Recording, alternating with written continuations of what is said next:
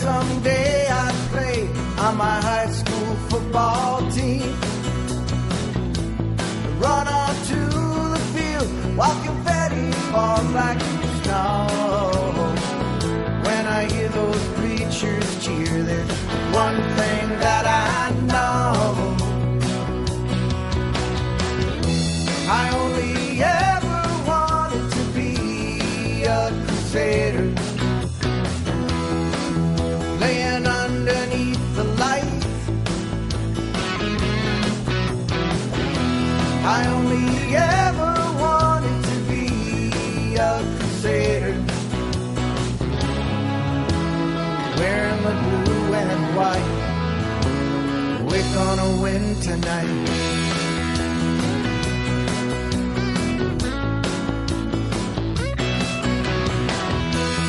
I have fought the fight, and I have paid my due. I have earned the right to walk in my brother's shoes.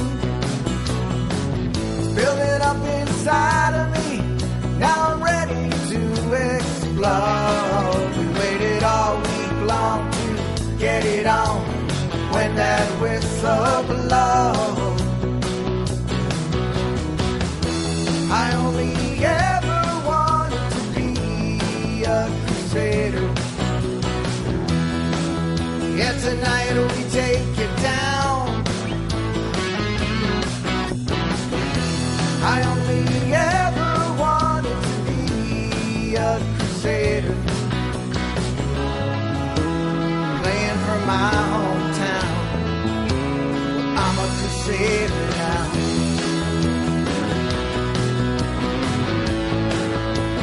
I'm a crusader now.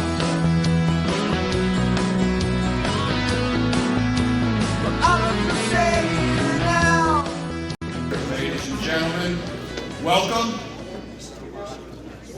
But before we begin with tonight's festivities, I would like to ask everybody to stand, please, for a moment of silence for all of the inductees and their families who have passed and could not be here tonight to partake in this wonderful evening.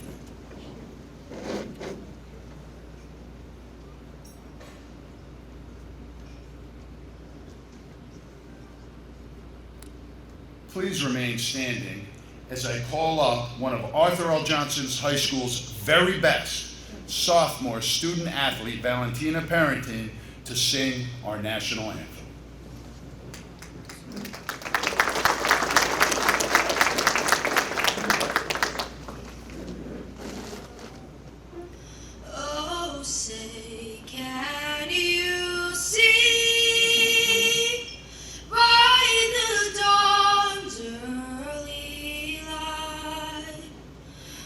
So proudly we hailed at the twilight's last gleaming, whose broad stripes and bright stars through the perilous fight, o'er the ramparts we watched were so gallantly streaming, and the rocket's red glare, the bombs bursting in air, gave proof through the night that our flag was still there.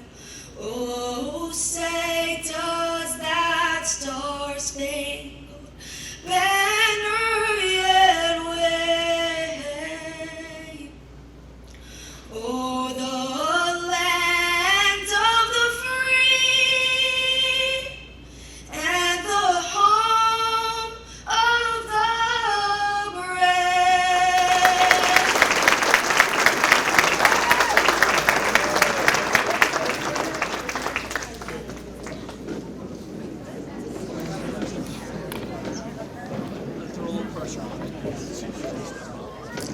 And Valentina will be doing an encore performance tomorrow at our football game. It's our senior night and Patriots night tomorrow at 7. Great job again, Valentina. Welcome everyone Hello, and welcome to our first annual Arthur L. Johnson High School Athletic Hall of Fame induction dinner. The journey to tonight's ceremony started over 3 years ago with many, many meetings, and with the help of everyone in this room, it became a reality. We are delighted that you have joined us for this special occasion and the beginning of a new Arthur L. Johnson High School tradition. Tonight, we remember, we recognize, and we honor an unforgettable team, a revered coach and athletic director, and 12 outstanding student athletes who have most certainly left their indelible mark on the history and tradition of Crusader athletics. As members of this inaugural class of the ALJ Athletic Hall of Fame, their accomplishments in the realm of high school athletics stand out as the very best in the 67-year history of our high school. In many cases, these honorees went on to distinguish themselves in both the college and the professional ranks. The new Hall of Famers represent eras spanning from the earliest seasons of our Crusader sports program in the late 1950s through the first decade of the 21st century. Tonight's event also serves as a celebration of Arthur L. Johnson High School athletics as a whole, from the days of competition in the Watch-On Conference and the many years in the Mountain Valley Conference through the school's most recent history in the UCC and the Big Central Football Conference.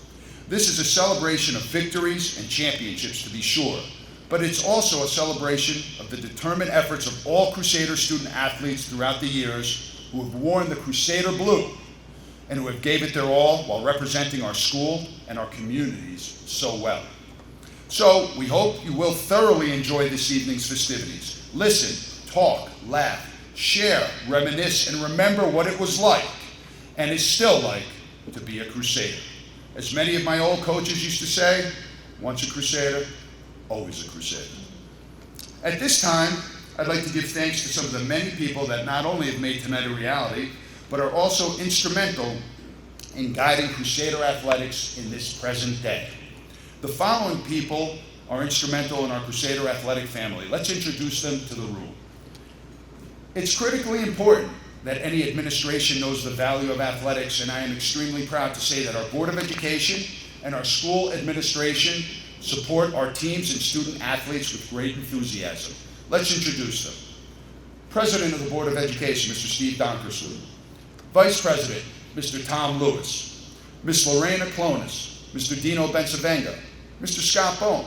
Mr. Bob Breedy. Mrs. Megan Harrison. Mrs. Kristen Hickman. And Mr. Robert Smorrow. And of course, our Garwood representative, Mrs. Christine Guerrero. And our administration from the Clark Schools, our superintendent of schools, Mr. Ed Grandy. Our business administrator, Mr. Paul Vizuzzo. Our director of guidance, Mr. Andrew Amendola. Our principal, Mrs. Tara Oliveira. Our assistant principal, Mrs. Katrina Poskett. Tonight's efforts could not have been done without my administrative assistant, Mrs. Geraldine Bonacorso. And of course, since it's an athletic ceremony, certainly a shout out to the best trainer in Union County, Mr. Jonathan Ranelli, and our head of maintenance who helps our fields and gets our turf ready, Mr. John Pingler. In addition, our athletic success would certainly not be made possible without the partnership that we have with our mayor, Sal Bonacorso, and the Clark Town Council, who were so instrumental in paving the way for our state-of-the-art athletic complex, which is the envy of every school in Union County. Let's introduce them. Mayor Sal, President and Council at Large, Mr. Bill Smith, Vice President, Angel Albanese, Council at Large, Mr. Jimmy Minetti, Ward 1 Councilman, Frank Mazzarella, Ward 2, Patrick O'Connor, Ward 3, Steve Hunn, Ward 4, Brian Toll, and the Business Administrator in Clark, Mr. Jim Ulrich. And last, but certainly not least, is our ALJ Athletic Hall of Fame Committee. This brainstorm started before COVID and had this group meeting a multitude of times in order to bring this dream to a reality. Without their hard work and dedication, tonight would not be happening. A huge, huge thank you goes out to all members of the committee for the countless hours that you have put in to making tonight a reality. I would also be remiss if I did not mention the following people for their help in making this evening, a special event. Brian Valerio. Brian, would you please stand? Brian is responsible for the wonderful Arthur L. Johnson High School Athletic Hall of Fame programs that each of you see at your tables. Needless to say, this endeavor took hours upon hours to complete, so Brian, thank you for your time and for making this evening special for all of us. Jamie Shofie. Jamie, give a wave. Event photographer. Jamie, I know you didn't necessarily sign up for this job, but a thousand thank yous for helping us and making tonight's event special. Mr. Phil Scardilli and his assistant, Mr. Bobby Dante, or is it the other way around? Mr. Bobby Dante and his assistant, Mr. Scardilli. TV 36 and the wonderful coverage of tonight's event. Mr. David Brighouse is here, and he covered us and did the wonderful inductee bios for the Clark Tap, and he'll be writing about tonight's event in our Clark Tap. So thank you, Mr. Brighouse. Mr. Tom Lewis and the UCIAC for all of their advice and support throughout this process, in addition to placing a wonderful ad in our program. The ALJ Booster Club, special thanks goes out to the Booster Club and President Jimmy Minetti for all the leadership and hours upon hours that he puts in to our student athletes. A huge thank you goes out to all of our Booster Club Executive Board, Jason Katz, Margaret Conforti, Katie Betzavenga, and Rachel Yellen. Thank you once again for placing an ad, but more importantly, thank you for supporting our student athletes throughout the years. And once again, I would just like to personally thank each and every one who has made tonight a reality. At this time, I'd like to bring up some special guests to say a few short remarks. One of our biggest supporters is our very own principal and former Crusader student athlete at Arthur L. Johnson High School, Mrs. Tara Oliveira. As a former Crusader athlete herself, she knows what it means to bleed Crusader blue. So at this time, Mrs. Oliveira will come up to say a few short remarks.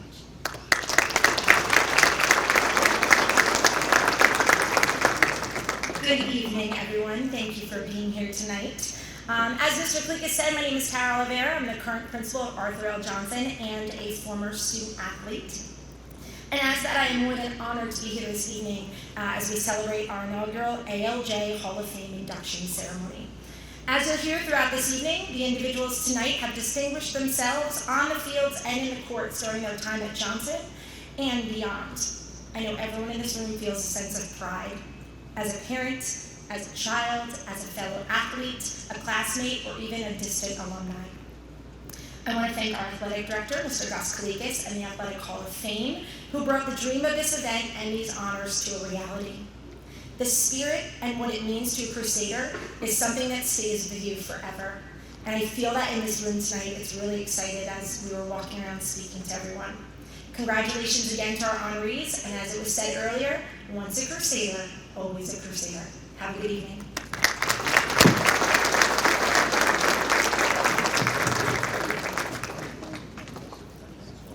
Our superintendent, Mr. Ed Grandy, is a staunch supporter of all of our athletic programs. He is, quite frankly, the best superintendent one could ever ask for in my position as athletic director. Mr. Grandy, unfortunately, could not be here due to a death in the family, but he did want me to offer congratulations to all of the inductees, and he wanted me to say that he wished he could be here. Moving along, our mayor. Mayor Sal is our #1 fan. Without his help and guidance, our athletic facilities would not be where they are today, which is, once again, quite simply the best in the county and one of the envies of the entire state of New Jersey. At this time, I'd like to call up Mayor Sal Bonacorso to come up and say a few short remarks.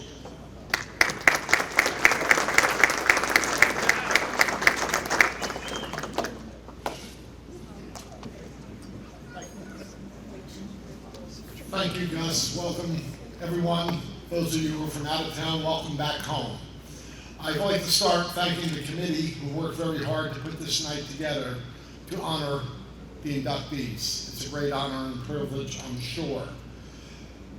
I've been very blessed to be the mayor of this community for the last 23 years. And about 20 years ago, there was big changes in our district between superintendent, board of education members. And it was a great time for myself and the Township Council to work with the new superintendents and the new Board of Education to have a great family working relationship for all the youth of Clark. I'd like to thank Gus, Tara Oliveira, and our Superintendent Ed Grande for always being there to work with us to try to help the student athletes of Clark and the township a whole. We're very proud to be here tonight. I have council members Angel Albanese, Brian Toll, Jimmy Minetti, and Bill Smith, our council president here. A few others are unfortunately away on business. Gus has kept up the tradition as a great athletic director in the shoes that were very hard to fill, Mr. Paragallo over the years. Legend in athletic directing. And it's continuing on for all of you. So to the committee who worked so hard to bring this night together, and to all the inductees, congratulations, God bless you, enjoy the evening, thank you.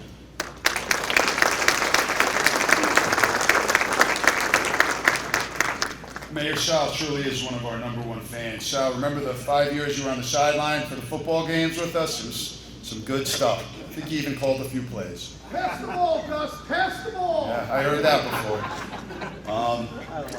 At this time, we're going to serve dinner.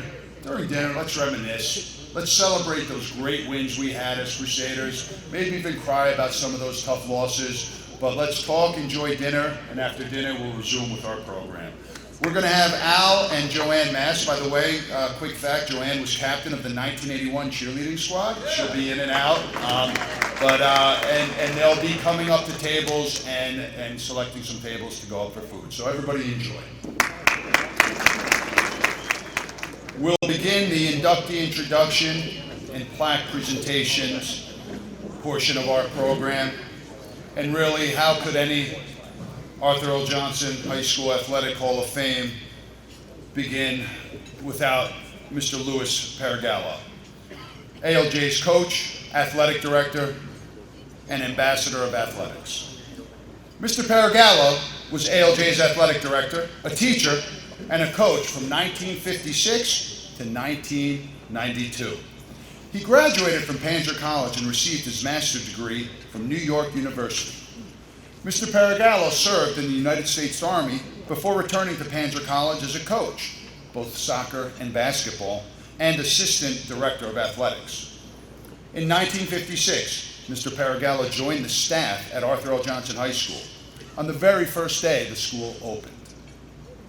Coach Paragallo was a pioneer in initiating the athletic programs at ALJ and started the girls' interscholastic athletic programs at our school. In addition, he coached soccer, basketball, and baseball at Johnson and served as athletic director at the school for over 30 years. Coach Paragallo led the baseball team to the Union County Championship game in 1973, and in 1974, that baseball team was a state sectional champion. Athletic administration was a family business, as his wife, Florence, was the athletic director at Mother Seton for many of Lou's years at ALJ. Mr. Paragallo has been recognized by many organizations for his dedication to students and high school athletics throughout the state. He is a member of the Panzer College Hall of Fame, the DAANJ Hall of Fame, and was inducted into the inaugural Hall of Fame class here at Johnson. As a teacher, coach, and administrator, he served as an excellent example of honesty, dignity, integrity, and character. He has had a profound influence on literally thousands of his students, colleagues, and friends over the years. Upon retirement, ALJ's gymnasium was named in his honor, as well as Paragallo Way, the street leading to Nolan Field. He passed away in 2019 at the age of 92, survived by his wife Florence, 5 children, 11 grandchildren, and 3 great-grandchildren. In 2021, Mr. Paragallo was elected by NJ.com to ALJ's Mount Rushmore Top 4. It is certainly poetic that we are leading off tonight's celebration with him, as his name truly is synonymous with everything that is Crusader athletics. Accepting the award for Mr. Paragallo is his son, Bruce Paragallo.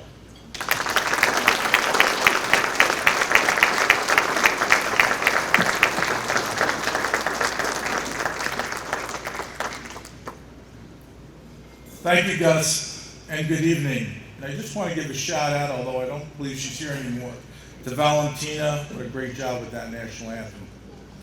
Please give her my best. Good evening.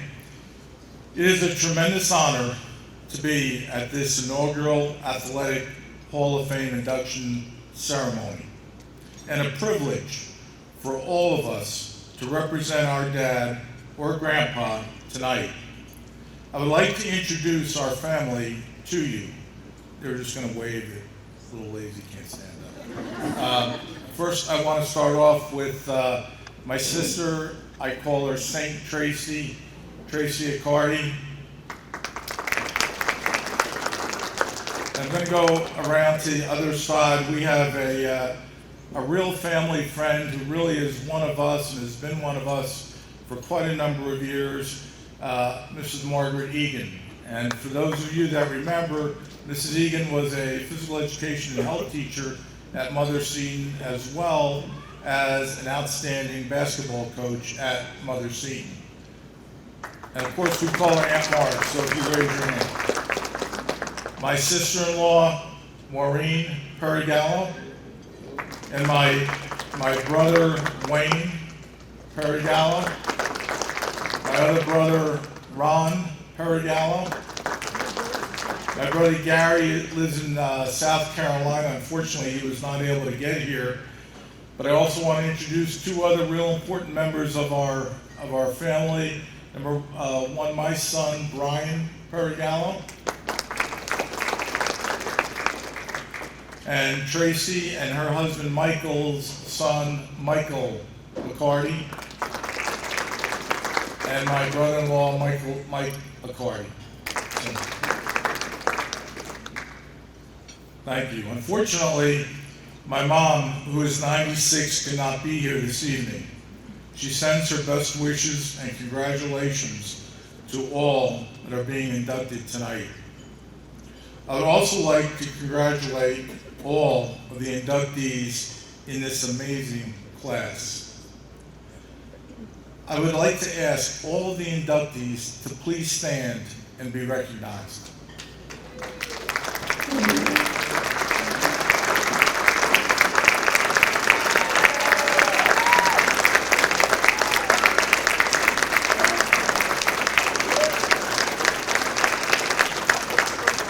Thank you. I know my dad would be very proud of each and every one of you.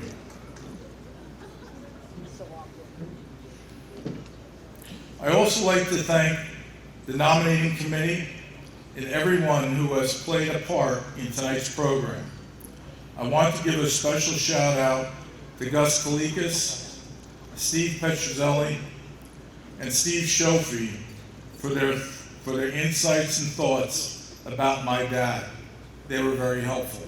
Thank you, gentlemen.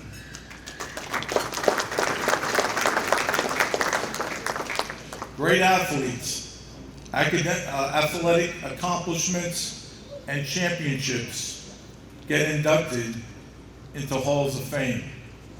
My dad wasn't a great athlete, nor was his athletic records overly impressive, especially his basketball team records, which really weren't very good at all. But my dad was a champion because he cared. He cared about other people. He cared about every student that attended ALJ. He cared about his fellow teachers and coaches. He cared about the opponents that his athletes competed against. He cared how you played the game, win or lose. And because of his caring and quiet demeanor, many individuals and organizations took notice. He was one of the founding ADs of the Watchon Conference. He was recognized by the state's Athletic Directors Association, NJSIAA, and the Clark chapter of Unico.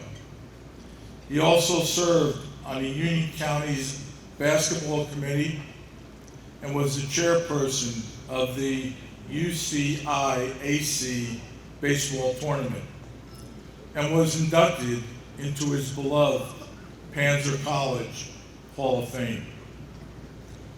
Although these honors and accolades of his long career really didn't mean as much to him as the accolades and the accomplishments of his ALJ athletes. Steve Schofield told me that he looked at my dad as the father of the athletic program during his time at ALJ. As any good father, he would want the best for his family. ALJ was my dad's second family. He only wanted the best for his Crusaders. When an athlete was injured during a game, I can remember my dad calling the athlete at home to see how they were doing. I can't begin to remember how many coaches we had living at our house, and of course, every one of them was Uncle Ed, Uncle Bob, and Uncle Sam, or whomever. Not only did they stay at the house, but we often had many of the coaches that came after their practice to have dinner. They're really quite exciting times. I think Steve Petrucelli had the best quote of all when he said, "Your dad even cared about the officials." After my dad retired, he could still be found around schools and athletic facilities watching his grandsons and granddaughters compete or participate in co-curricular school activities. They too were taught the same lessons as his student athletes at ALJ. He cared deeply for each one of them and was proud of their accomplishments. ALJ has been very good to my father, naming the gym at the high school for him and the street that encircles the gym and leads to the athletic fields.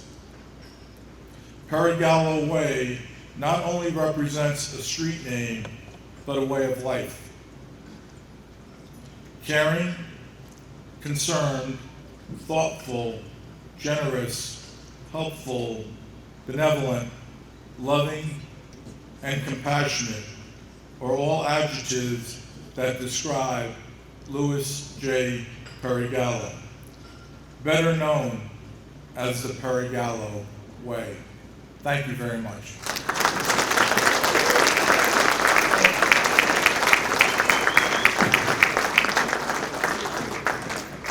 Next, we have a football standout and ALJ's first state wrestling champion, Mr. Joseph Ceccia. ALJ, class of 1958. Joe played on ALJ's football team as a junior in 1956, the first football team in the school's history. Joe was a standout 2A lineman on the team in both his junior and senior seasons. He played football, wrestled, and competed in spring track and field throwing the shot put during his time at Arthur L. Johnson High School. But the wrestling mat was truly where Joe excelled. As a sophomore, he finished third in the state at heavyweight. He followed that up with a second place finish his junior year before finally capping an amazing career with his state championship his senior season, becoming ALJ's first state champion wrestler, one of only 2 wrestlers in the history of the school to win a championship. Went on to play football, defensive line, at the University of Alabama under the legendary coach Bear Bryant. Due to his agility as a wrestler, he was Coach Bryant's first larger-sized football lineman. In 1962, he married his high school sweetheart, Frances Merkovich. Joe taught woodshop, metal shop, and mechanical drawing at Point Pleasant Borough High School, where he started the wrestling program and was their coach for many, many years. He passed in 2004 at the age of 63. Joe was selected by NJ.com to ALJ's Mount Rushmore in 2021. Accepting the award for Mr. Joseph Ceccia is former ALJ coach and athletic director, Mr. Robert Nadaski.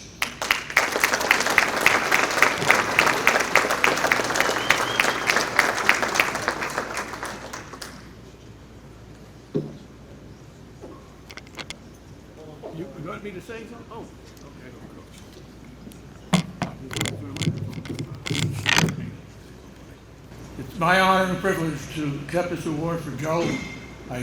We were teammates at Dayton my junior year, and he was a teammate also my senior year at Johnson.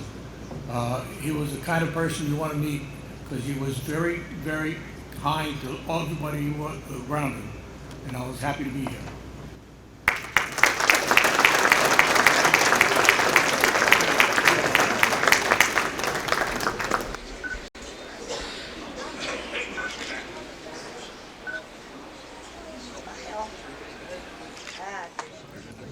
Moving along in our program, we have ALJ's three-sport standout and a former NFL draft choice, Mr. Joseph Provenzano, ALJ class of 1959. Joe was the second of three siblings who lived in Garwood and attended Arthur L. Johnson High School in Clark, where he was a celebrated football and baseball player. Provenzano was an all-state lineman in football, as well as a 4-year letter winner in both baseball and basketball while attending Johnson. He graduated in 1960 and went on to become a skilled lineman and offensive tackle for Kansas State University, playing in both the Senior Bowl and East-West Shrine game in his senior year. He went on to excel in the trenches for Kansas State over 4 seasons and was drafted by the Detroit Lions in the 17th round of the 1964 NFL Draft. He then played semi-pro ball for 2 years for the New Jersey Generals of the North Atlantic Football League with his teammate, Clarence Clemens of the E Street Band. Joe started a beloved 31-year career as a physical education teacher and administrator at Howell Township High School in 1964, where he met his wife Patricia Lynch Provenzano, whom he married in 1965. He was a father to 4 children, Charles, Bethann, Jennifer, and Michael, and was blessed with 9 grandchildren. He moved on to Monmouth Regional High School in 1965, where he continued to teach and assume the roles of assistant football, soccer, and baseball coach.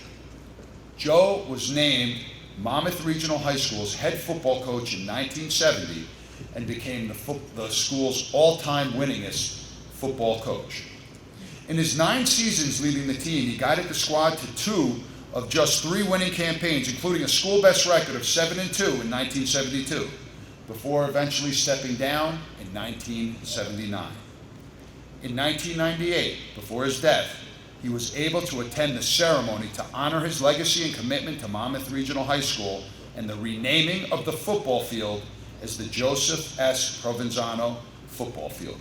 It was a truly unforgettable day for the Provenzano family. Joe passed away in 1998 at 57 years old.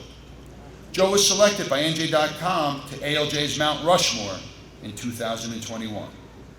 Accepting the award for Mr. Joseph Provenzano will be his daughter, Bethann Provenzano.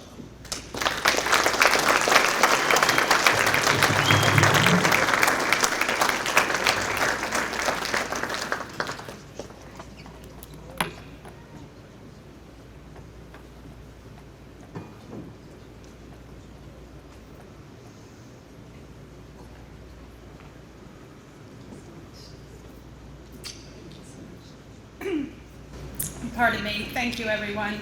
On behalf of the Provenzano family, tonight I have my sister Jennifer with me, my brother Michael, my nephew Eric, and my son Connor, all here. My father would have been thrilled to be here with you all tonight, as sports was everything to him. He enjoyed playing, he enjoyed coaching. He was at the sidelines for all our games. He was just an amazing man that instilled in us all the things that maybe he learned here at his high school. To be a good player, you needed to be a good teammate. You needed to give 110% each time, accept your failures, and enjoy your winnings. So thank you very much for having us and this honor, which this is 25 years since we lost my dad, and I just want to say just a heartfelt thank you from all of us. Thank you.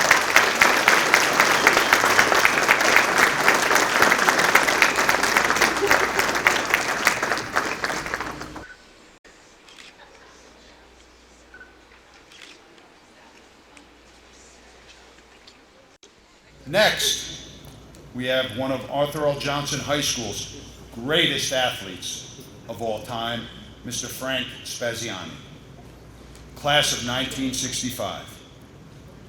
Frank was a two-sport star athlete that played football and baseball. A two-year starter at quarterback and defensive back, he captained the 1965 team to a 7-2 record as a senior, receiving first-team All-State recognition for his outstanding season. He was also an All-State pitcher his senior year.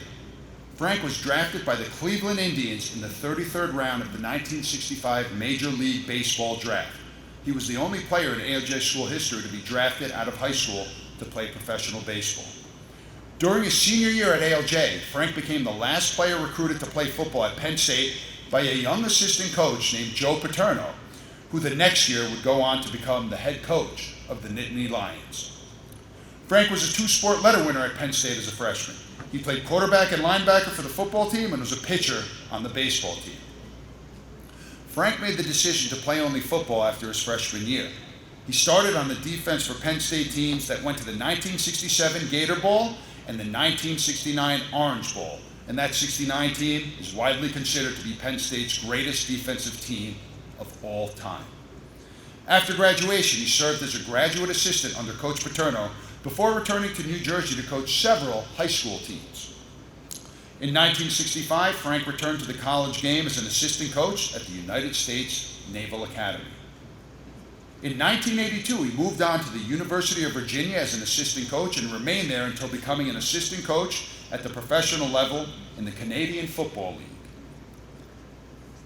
Frank returned to the college ranks in 1997, serving as defensive coordinator at Boston College, before becoming Boston College's head coach in 2009. He served in that capacity from 2009 to 2012, leading his team to the Kraft Bowl, Emerald Bowl, and the Meineke Car Care Bowl. Coach Spaziani is currently the defensive coordinator at Division I New Mexico State University. During his coaching tenure, Frank coached 12 athletes that have gone on to play in the NFL and has coached in over 22 bowl games. He was selected by NJ.com to ALJ's Mount Rushmore in 2021. I would like to now call up ALJ Athletic Hall of Fame member, Mr. Frank Spaziani, to accept this award.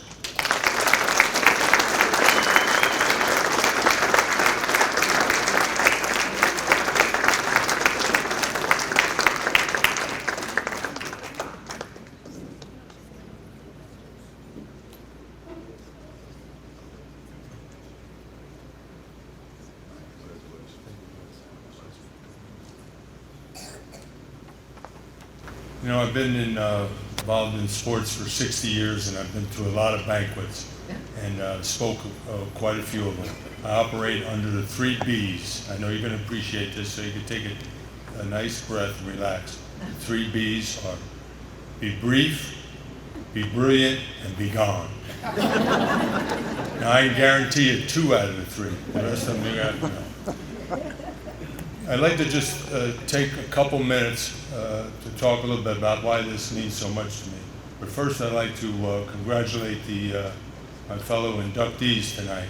You know, I read the bios of everybody, and I'm truly humbled to be in the same group as they are. It's a remarkable group of people. And I'd like to thank the nominating committee for nominating me and electing me, and especially shout out to Steve Shofie and Wayne Carrick. I appreciate everything you guys do. You know, I have a son at University of Virginia who's finishing his doctorate up there. And he said to me a few years ago, he said, "Dad, how did you get to where you got to? I want to be a coach." So I guess he's going to be Dr. Coach. I haven't figured that one out yet. So I said to him, "Joe, let me tell you, there's a couple things you need to do, right? Number one, you need to be good. You need to be disciplined. You need to understand your discipline, and you need to be able to teach it. Because after all, a coach is a teacher. You have to know it, and you have to be able to teach it.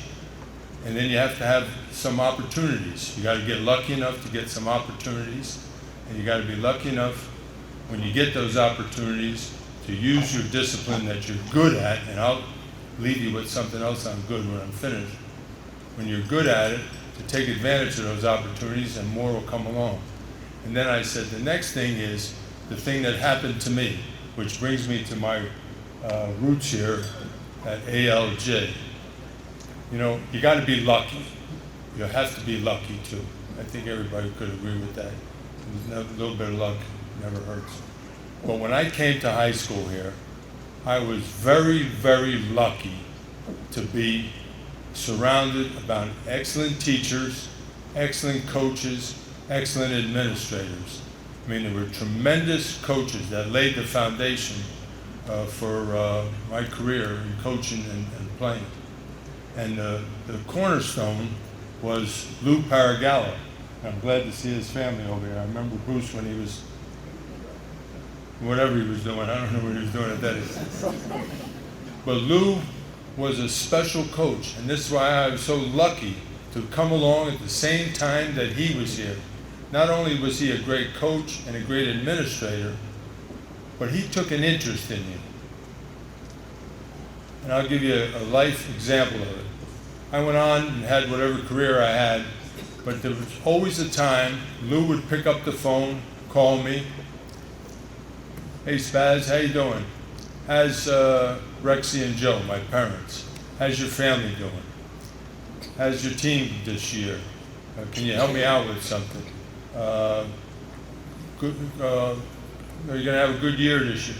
He was involved in me, and that seared itself on my DNA, right? How can you not have a positive influence? So how lucky was I to come across, and not only was he a great administrator and teacher, he hired great coaches that I got to rub elbows with. So I've been fortunate enough to see a lot of great coaches, and Lou Paragallo was one of them. So that's my affection with this school and ALJ. Now I'll tell you this also. I came to the state recruiting. I drive through to go to the beach. I drive through to go south, and I always plan on getting off at exit 135 on the Parkway. Right? That's my rest stop. Right? Because it brings back tremendous memories, as this evening's going to be, because this evening is a cherry on top of the cake. All right? Tremendous memories when I get off at that rest stop. Now let me tell you this, when you've graduated 60 years ago, it's very important to know where your next rest stop is. Now I mentioned to you about good, and I'm going to leave you with this, because a lot of times as a coach you're speaking to groups, and I speak to my players, and I would use this sports psychology little line. Whenever I changed jobs, or was a new season, or whenever I had to set the tone. And what I would say to my players is this, and we would have a 30 or 40 minute discussion, which we're not going to have here, but I would say, you can do anything you want unless you want to be good. I'll say it again, and you can think about it, and then I'll be gone. Yeah. You can do anything you want unless you want to be good. All right, I'll be in the back. Anybody needs to explain it.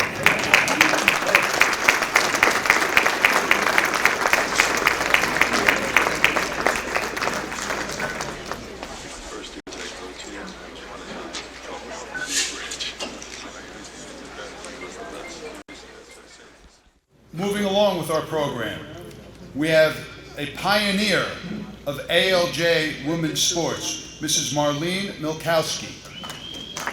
ALJ, class of 1976. Marlene played on the first ever varsity girls basketball team at Arthur L. Johnson High School. She made the varsity basketball team her freshman year, which was the first year the girls program began.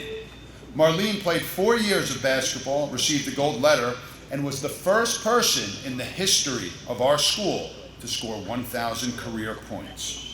Softball was added as a girls' varsity sport her sophomore year, and she played 3 years and started all 3 at shortstop, where she was awarded 3 varsity letters.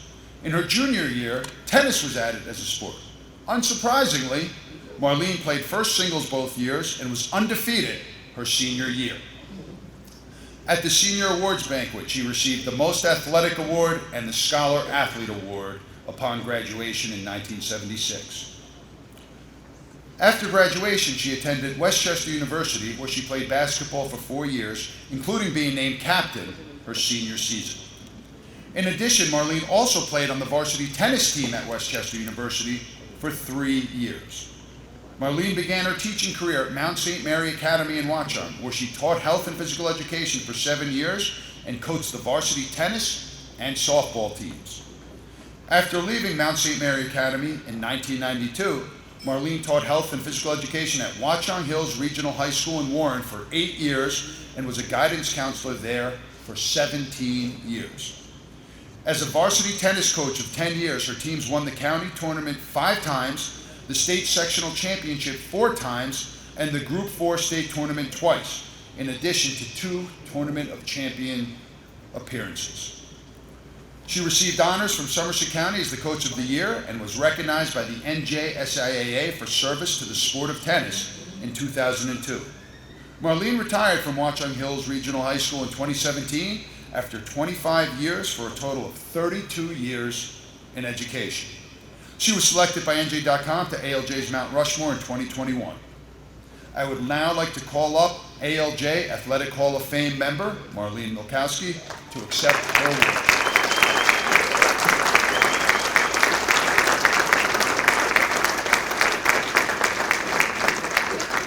Thank you. I first would like to thank the Hall of Fame committee for their decision to induct me into the very first Hall of Fame class at ALJ.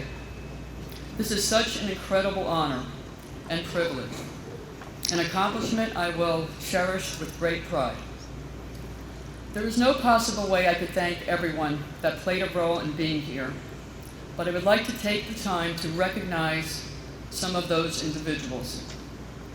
My love of sports began at a very early age. I can remember playing games every day in my neighborhood until the streetlights came on. But there weren't many organized sports for girls when I was growing up until I got to middle school. And while there were so many teachers and coaches along the way that were a great influence, there was one person that really made a difference early in my athletic career. Bonnie Ashley was my middle school phys ed teacher who taught me how to shoot a basketball. That was when my passion for basketball began. I would practice shooting at home any chance I got for hours and hours in my driveway. My love for basketball began from middle school through high school to college to semi-professional teams to competitive rec leagues, and many, many years later, national senior games. Bonnie recognized through being my teacher and coach my potential for becoming an athlete. She also was a private tennis instructor and offered to give me some lessons. We didn't have tennis courts at my middle school, so I never gave tennis a second thought. But little did I know in my future how the game would impact me as a player and more so as a coach. Those were very memorable years, and that taught me to prepare myself for high school. And upon entering high school, Title IX went into effect. Title IX celebrated the 50th anniversary last year. Yes. For those of you who are not familiar with Title IX, it was a law that was passed by the federal government in 1972 that gave girls equal opportunity to participate in varsity sports, just as the boys. So every year, a girls' varsity sport was added to the athletic programs at ALJ. Then when I entered high school in September of 1972, basketball became the very first varsity sport for girls. I was very excited and thrilled. Not only was that my favorite sport, I would get to play it and had the opportunity to play for 4 years. Then in 10th grade, softball was added, allowing me to play shortstop for 3 years. Tennis, my junior year, I always kept practicing, though, after those tennis lessons in 8th grade. So when tennis became a varsity sport, I was ready. I played first singles in both 11th and 12th grade. For the sport I never imagined I ever would play, led me to become a 3-sport athlete. So to all the people who were my coaches in high school, my basketball coach, Betty Short, my softball coach, Betty Lindenberry, and my tennis coach, Mike Iannelli, I thank you for believing in me and supporting me in my ability as a player and as an athlete. All of you taught me how to become a leader, a team player, and how to strive for excellence. All the tools I took with me after leaving high school as I continued to be a player, then teacher and a coach. I would also like to thank my teammates, and there were many. Whoever coined the phrase, "there is no I in team," were pretty accurate. Nothing can be accomplished without teamwork and team spirit. They were not only my teammates, they were my friends. I would also like to thank my parents, who are no longer here, for their love and support, not only in sports, but in anything I'd ever done in my life. My father, my biggest fan, I believe never missed a game and always was there for me. I also want to thank him for putting that basketball pole in our driveway. It really paid off. I have seen girls' sports grow tremendously since I have been in high school. I often wonder what direction I could have taken or what it would have been like with all the choices that are given to girls today. But being part of the very first girls' varsity teams and setting the table for their future is something I would never trade and what I'm most proud. In conclusion, I want to congratulate all the inductees. We are all connected through one thing: our love of sports and our roles around it.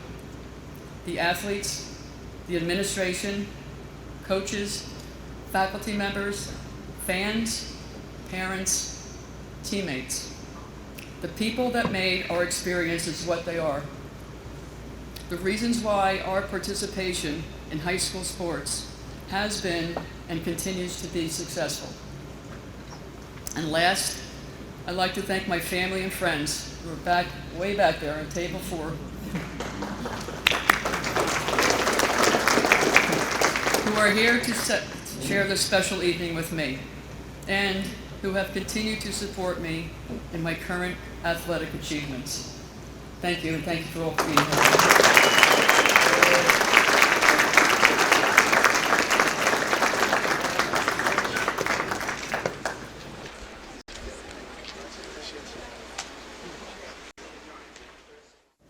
Continuing our program, we have outstanding ALJ all-around athlete and state wrestling champion, Mr. Richard Zavalli, ALJ class of 1978.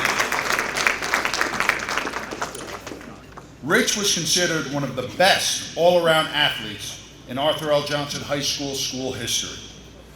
3-year letter winner in football, playing both offense and defense, and was named the team's most outstanding player as a senior.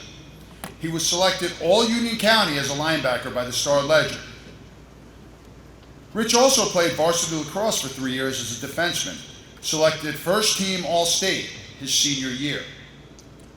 He wrestled at 158 pounds as a junior, going 22-2 and taking second place in the Union County tournament, first place in districts, and third place in the state regional tournament.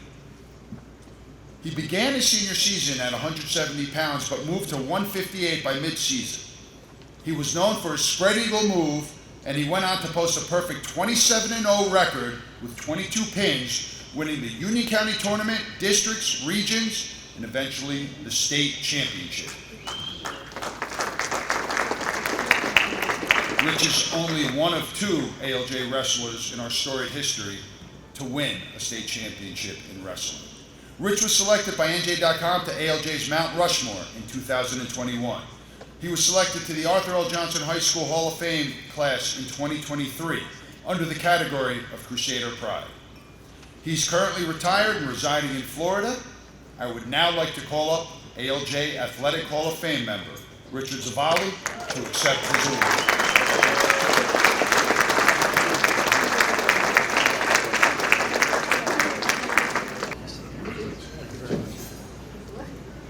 Wow, look at that hair, huh?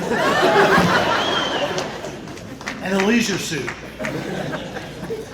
It's truly an honor to be here. I'd just like to thank the committee and the school administration for everything they've done for us.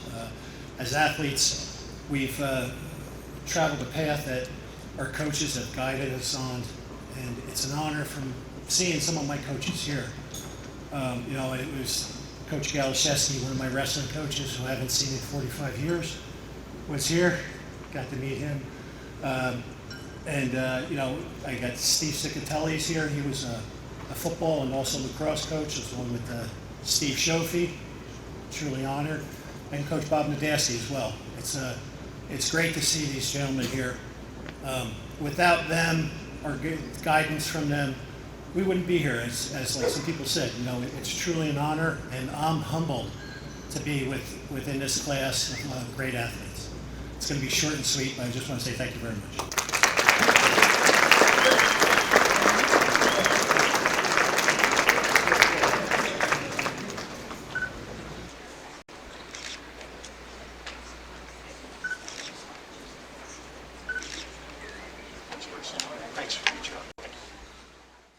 Moving along in our program, we have, quite simply, the best basketball player in Arthur L. Johnson High School history, Mr. Kevin Boyle. ALJ class of 1981. Kevin is widely considered to be the best basketball player in school history, known as a highly intelligent player who could both score and distribute the ball to his teammates. Kevin was a 3-year letter winner in Stardom. He played in 75 career games, finishing his career with over 1,400 points, a career 80% better free throw shooter, and 353 career assists. He set the school record for points at the time in one game with 39 as a junior, and in an entire season with 552. Kevin led the 1980 team to an 18-8 record as a junior, averaging 21 points per game. As a junior, he was named second team All-State Group 3 and All-Union County and All-Metro. As a senior, Kevin averaged 17.6 points per game. His senior year, he was named first team All-Conference, first team All-Metro, first team All-Area, first team All-Union County and Group 3, and second team All-State. He was selected to the New Jersey North vs. South All-Star Game and was also a McDonald's All-American nominee. Most impressively, and we will touch on this a little bit later, he led the 1981 team to the Union County Tournament Championship. Kevin signed and played 2 years at Seton Hall University before transferring to St. Peter's College, where he started for 2 years and broke the single-season assist record. After his playing days, Kevin had an incredible coaching career at St. Patrick's in Elizabeth and Mount Verdi Academy in Florida, winning 5 New Jersey TOC championships and 7 national championships. He's widely recognized as one of the premier high school coaches in America. He has coached and developed over 20 NBA players, including the #1 and #2 overall draft picks in consecutive years in 2011 and 2012. Kevin was selected by NJ.com to ALJ's Mount Rushmore in 2021. I would now like to call up ALJ Athletic Hall of Fame member Kevin Boyle to accept his award.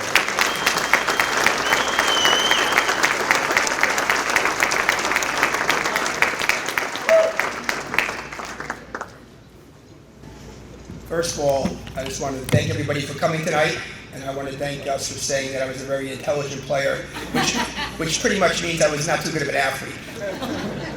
And like Marlene, my father also put up a basket, and my neighbors weren't so fond of that. And furthermore, I can remember as a kid being in Henley School all the time, and it was just fond memories to come home in Clark. Me and my wife have lived the last 13 years in Florida, and we love coming back to New Jersey and Clark, where my family, who's all pretty much here today, my sister Mary Ellen and her husband Bill, my sister Karen, her husband Tom, and my sister Joanne, her husband Tom. They live here in Jersey, 4 of them. My sister Mary Ellen's in Connecticut, and they've just been, tremendous people their whole life, and really, I'm just so happy to have them here to celebrate this event with me tonight. Furthermore, before I get on, I want to thank the committee. I got to play 2 of the committee members, Steve Petrozelli and Wayne Carrick, I actually played for in high school.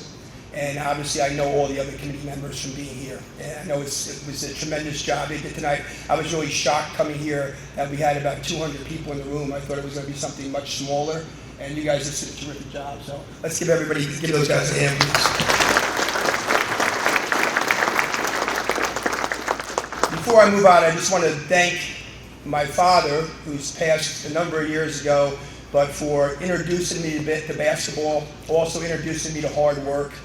And he was a business manager in electrical union for years, and more importantly that, he was kind of like a Mr. Paragello.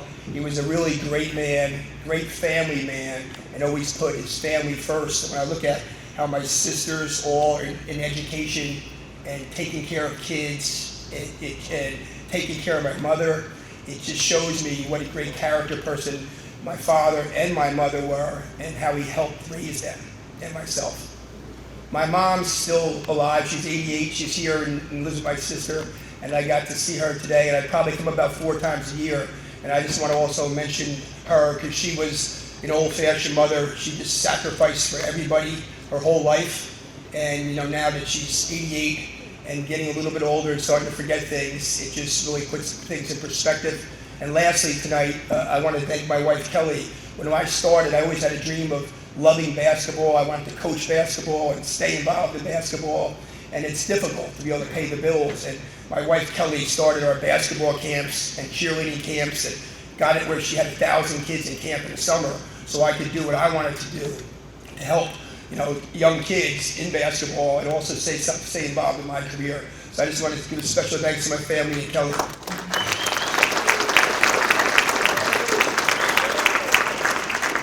Lastly, one of the things my father was big on, when I was in 8th grade, I had a number of schools trying to tell me to leave Clark and play at a different school. My father really liked Jerry Alaco, who was one of the coaches prior to Steve Petrozelli, and he wanted me to give Clark a chance. And then Jerry moved on after the freshman year, and they hired Steve Petrozelli.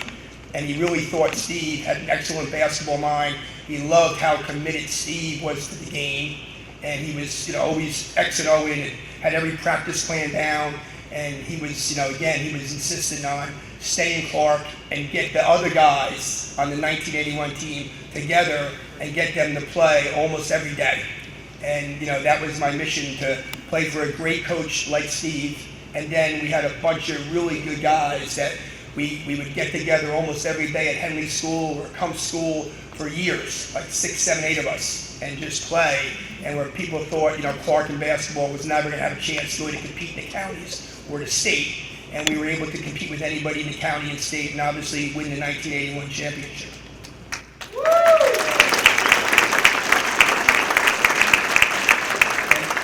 I also want to give a special thanks to Henry Trainey, because I think he, as much as anybody, was pushing to put this event together for years to honor people in Clark, and obviously the committee did a fabulous job. But I know every time I would see Henry or talk to Henry, he was talking about the school, Clark sports, and the 1981 team. So, again, it was just a great honor for me. One of the biggest things I could say is I've had the good fortune of coaching some really talented players. And I remember years ago listening to Mike and the Mad Dog, and Oscar Robinson was on, who was a great NBA player. And he was saying the best experience he ever had was not winning the NBA championship, not winning the college NCAA championship at San Francisco, but winning his high school national championship with his friends. And a couple years ago, in 2020, we had a team that actually had 6 NBA players at Montverde. And I would tell them that story about you guys are going to all be into bigger and better things you think, but it's going to be more of a business. And we just got together with those guys about a month ago. And I remember Kate Cunningham coming up and saying, you know what, you're right, the best time now, even though I'm making a lot of money, was playing with these guys, my high school friends and teammates. Is more rewarding than me playing in college, more rewarding than me playing in the NBA. And it's having that experience with my high school friends when it was more innocent and pure than it was in the college or the NBA world. So again, I want to give a shout out to the committee and thank everybody for coming tonight, and God bless.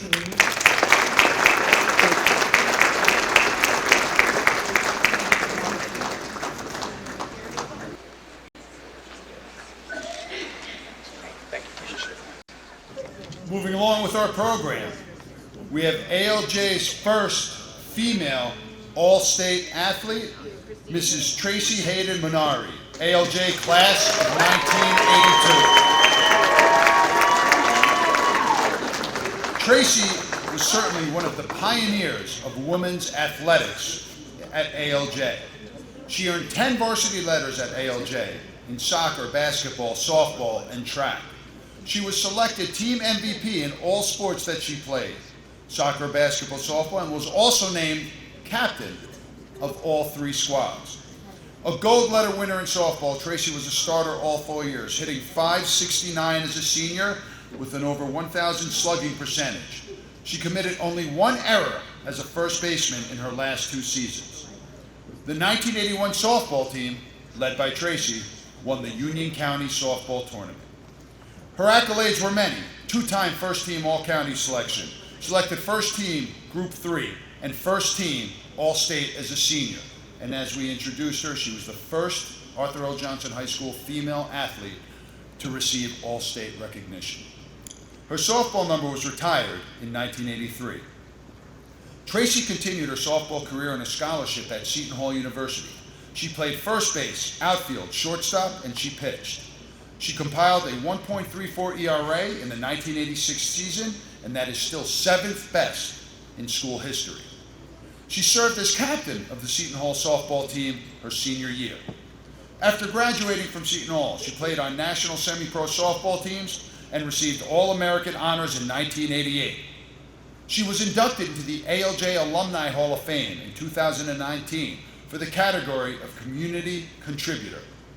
She was an NJ.com writer's pick to ALJ's Mount Rushmore Top 4 in 2021. Tracy retired from the Union Educational Services Commission after 25 years of service. She has dedicated her time to coaching in the Clark Softball Recreation League and works as the lead supervisor of the Clark Recreation Summer Camp Program. I would now like to call up ALJ Athletic Hall of Fame member Tracy Hayden Minari to accept her award.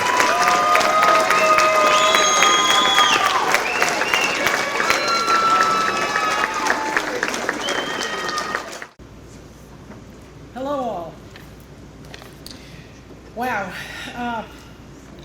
To be in the presence of so many elite athletes, dedicated administrators, and supporters of the extended ALJ community is both humbling and exhilarating. A sincere thanks to all of you who have made this evening possible.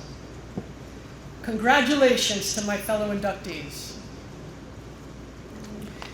Growing up, who would have imagined that neighborhood stickball, backyard wiffle ball to keep my younger brother entertained, and Clark Recreation softball, mixed with a dose of competitive spirit, would lead me to this evening.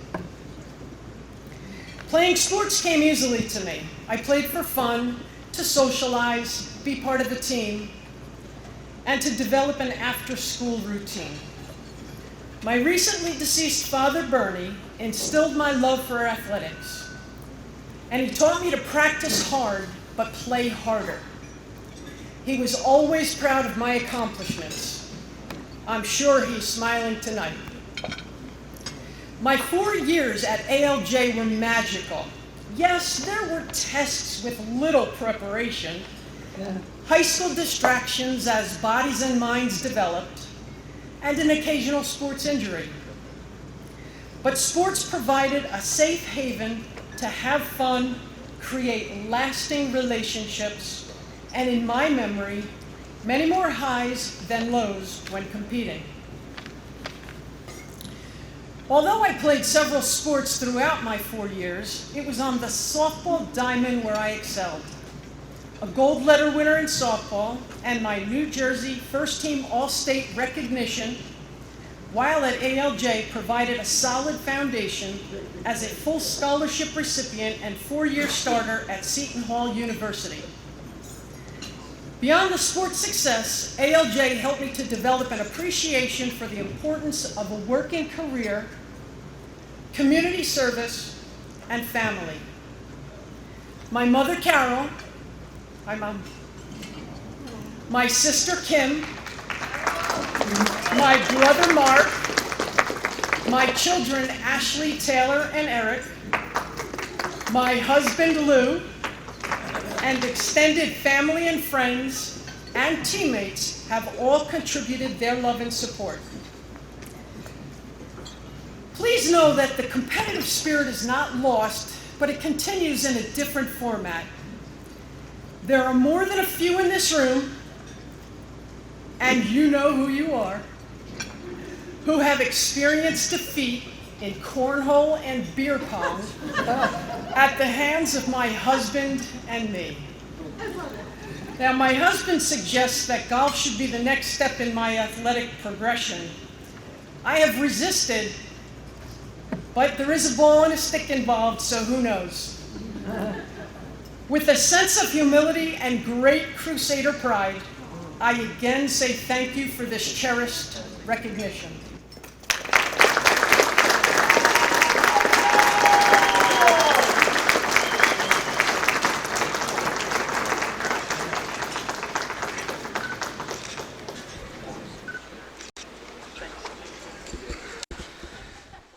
Moving along with our program, we have 3 sports standout and Arthur L. Johnson High School's most accomplished professional athlete, Mr. Todd Berger, ALJ class of 1988. In football, Todd was a standout two-way tackle who was equally dominant on both sides of the ball.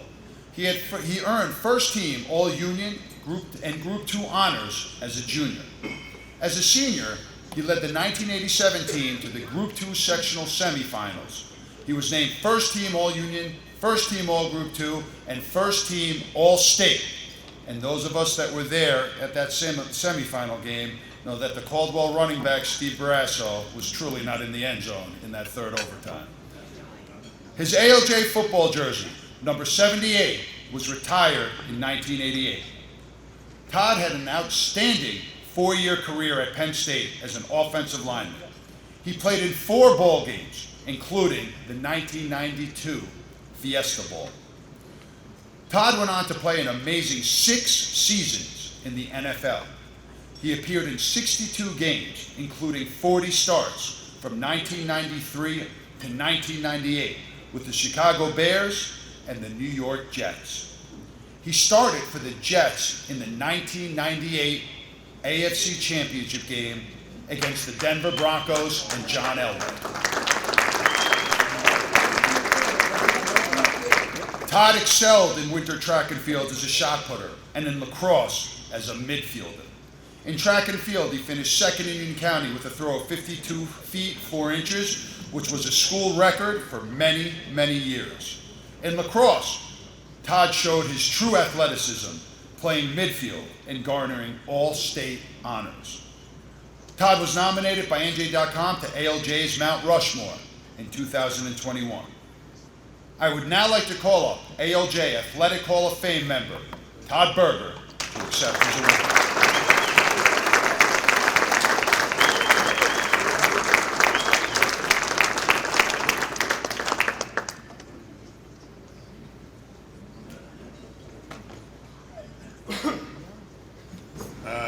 Thank you. You guys are tough acts to follow. I'd like to thank everybody in the committee. I'd like to congratulate all the other inductees. I was driving over, my wife and my daughter my sister's like, what are you going to say? What are you going to say? I'm like, I don't know. It'll come to me. It'll come to me. And the number one thing I thought about was, I'm thinking about my career. I'm like, this is a high school thing, but I played in Lambeau Field, Soldier Field, Beaver Stadium, the Coliseum, some of the greatest venues in the country. Had the privilege, and mostly sometimes painful privilege, of blocking Jason Taylor, Bruce Smith, Reggie White, John Randall, being teammates with, I mean, countless O.J. McDuffie and Jumbo Elliott, and I mean, it goes on, and those memories are tremendous, and I'm privileged to be a part of that. But what stands out in my mind more clear than anything is Immaculata senior year going against Mike Parente, John Lasardi from Jonathan Dayton, Mike and his brother Chris Chalinsky. I'm stealing your thunder, Kevin, but those memories to me, I mean, I'm 53 and I probably got hit in the head a few too many times, but those high school memories and, you know, talking about glory days with your high school buddies, they're stronger to me than, like I said, playing in Beaver Stadium in front of 105,000 people, playing in the AFC Championship game in Denver. I want to forget that one. We were winning 10-0. We lost 23-10. And going up and competing against some of the greatest athletes that are in Canton, Ohio. And like I said, the memories that I have in high school, it's just tremendous. And if I could go back and do it all over again, it wouldn't be the NFL, it wouldn't be college. It would 1,000% be high school. And none of that could have happened if, A, it wasn't for my mother. She can't be here tonight. She's been out of the country for some trip. And she's not real happy about it. Like my sisters, my wife, my daughter for being here, whatever. But none of this could have happened if it wasn't for guys like Paragallo, Coach Cicatelli, Coach Schoaf, Coach Borai, Coach Johnson, Mr. C, Pop Warner coaches. Those guys all set the foundation.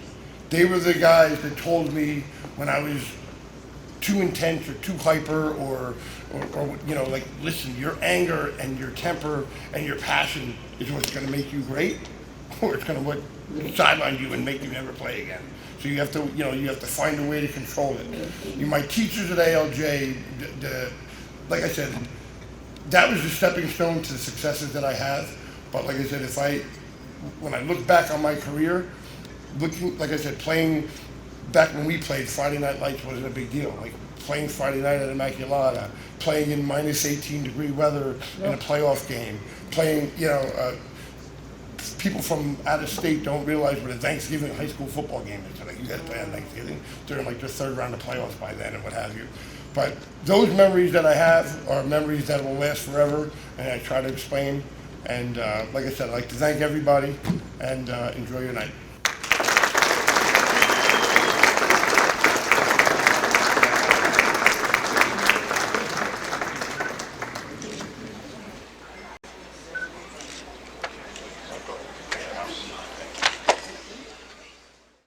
Next, we have multi-sport star athlete and the leader of ALJ's greatest football team, Mr. Ray Rosiniak. ALJ class of 1996. In football, Ray was a fierce two-way lineman. He earned first-team All-County and Group 2 honors as a junior. As a senior, Ray captained the 1995 Crusaders to the North 2 Group 2 Sectional Championship, earning first-team All-County, All-Area, Group 2, and All-State recognition. For his dominant senior year, Ray was selected to play in the NJ State North vs. South All-Star Game. As a wrestler, Ray won the Union County Tournament. He was also a district and regional champion. Ray prepped for 1 year at Milford Academy and then attended the University of Illinois on a football scholarship, where he starred on the offensive line, serving as captain of the Fighting Illini for 2 years. He earned second team All Big Ten honors twice during his career and was a member of the team that won the Micron PC Bowl. After graduating from Illinois, he went on to the NFL New York Giants as a free agent. He also spent time with the Miami Dolphins, Cleveland Browns, and Cincinnati Bengals on their practice squads. Ray then played overseas for the NFL Europe Barcelona Dragons in 2002 and 2003. Ray was selected to NJ.com's ALJ Mount Rushmore in 2021. I would now like to call up ALJ Athletic Hall of Fame member Ray Rosiniak to accept his award.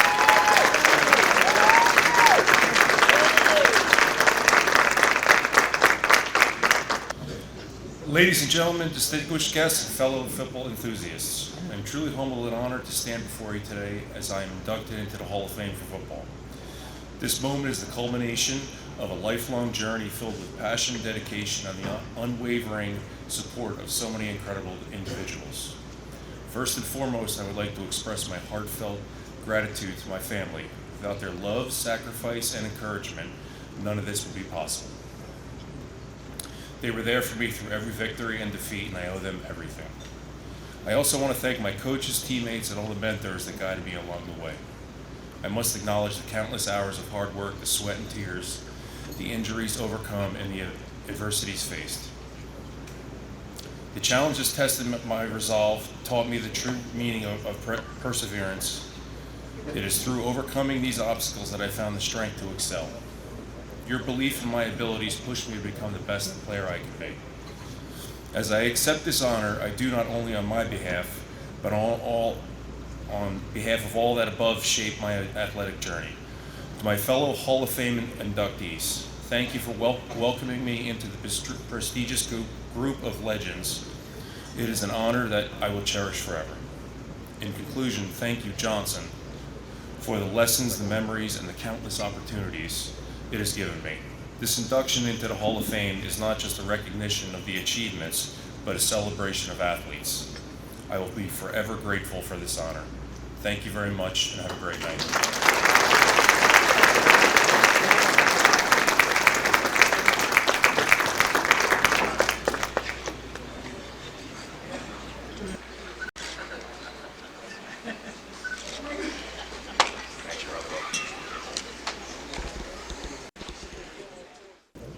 Next, we have outstanding softball player and three-sport standout, Mrs. Karen Colmos Planas, class of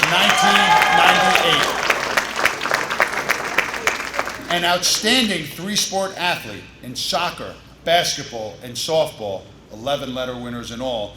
But it was softball where Karen had her fame, where she was a 4-year varsity starter and the #1 pitcher. Karen was a career 300-plus hitter with a high of 327. She played the outfield equally well when not pitching. A great fielding pitcher, Karen had 65 assists her senior year, making only 1 error in 70 chances. In 2 of her 4 years, Karen had an amazing ERA under 1.0. Known for her impeccable control, Karen had 3 years with less than 20 walks pitching in 16 or more games. In her 4 years, Karen pitched the team to 2 conference championships, 2 state sectional championships, 3 state sectional finals, and 2 state group finals, including a 10-inning 6-5 loss to West Deptford in that '96 final. Karen understandably earned many accolades throughout her high school softball career. A 4-time first-team All-County member, a 2-time first-team All-Group 2 All-State member, and second-team All Groups as a senior. She received a scholarship to St. Peter's College where she pitched and played the outfield. Karen was selected by NJ.com to ALJ's Mount Rushmore in 2021 and was an Arthur L. Johnson Alumni Hall of Fame selection in 2023. Karen and her husband Manny reside in Clark with their 2 daughters. She is very active in Clark girls softball, mentoring the next generation of Johnson softball players. I would now like to call up ALJ Athletic Hall of Fame member Karen Colmos Planas to accept her award.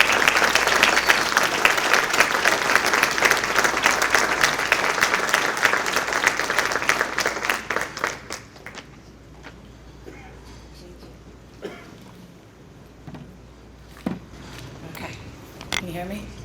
They all wanted me to talk closer to the microphone. I want to thank the Hall of Fame committee for this incredible recognition. I'm humbled to be part of the first Athletic Hall of Fame induction, surrounded by other very accomplished student athletes. Thank you to my parents, my family, and my teammates, who several of them are here tonight. Without them, I wouldn't be standing here. When I first started playing sports, I was not very good. My dad said, if you are willing to put in the hard work, I will help you and teach you. And he did just that. The camps, the training, the practice pushed me to limits I didn't know I could achieve. There was no hanging out with my friends until I practiced first. Being a three-sport athlete really doesn't exist anymore, and I feel very fortunate that I was able to play soccer, basketball, and softball being my passion. I contribute a lot of my success to my dad, not to take anything away from my mom. He always pushed me, yelled at me when needed, which was very often, but it all came from good intentions. We had an unspoken language that my mom never understood or really cared about. She just knew that we were both crazy about softball, and that's all that mattered. My teammates are my lifelong friends. In fact, I still play with some of them today. Some of them are in this room too. So many great memories. We've laughed, we've cried, and everything in between, and we have a really special bond. Fast forwarding to college, I was fortunate to play D1. 2 of those years I participated in the NCAA tournament. I traveled the country for the game that I loved. Now I have a beautiful family who continue to support my goals. My 2 girls playing softball and are just beginning their journey. I coach both of them. And I'm also part of the Clark softball board. Believe it or not, my husband still loves me with all the chaos through all of the sports and work.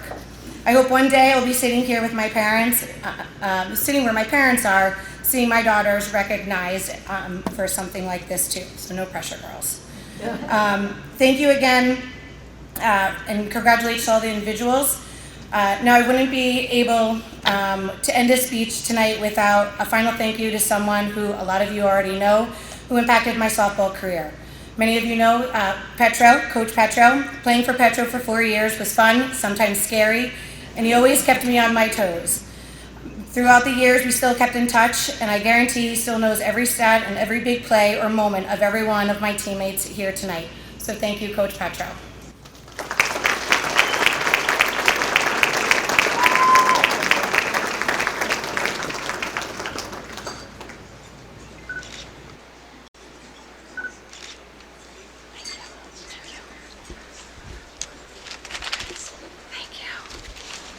Next, we have three-sport standout and the most accomplished lacrosse player in ALJ history, Mr. Matthew Pasque, ALJ class of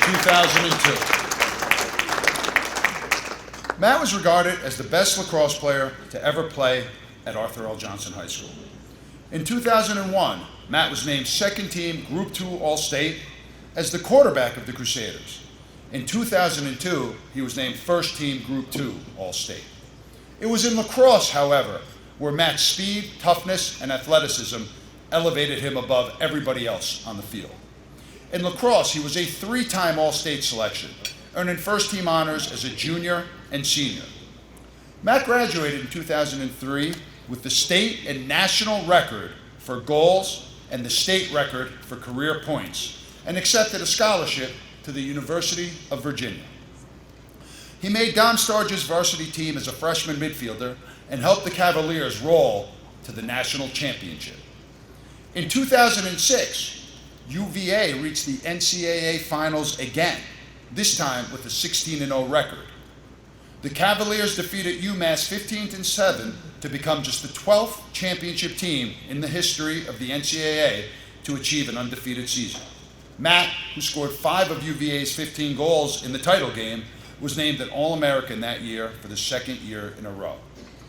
He is the 4th leading career goal scorer by a Virginia midfielder, and once again helped lead the Cavaliers to national titles in 2003 and 2006. In the summer of 2006, Matt was selected with the 12th overall pick in the MLL Lacrosse League by the Boston Cannons. He played midfield and attack and led the 8-4 Cannons in scoring as a rookie. In 2006, he led the Cannons in goals and was named the team's Rookie of the Year. His 2007 season was even better, as he was named an All-Star and then proceeded to win the All-Star Game MVP.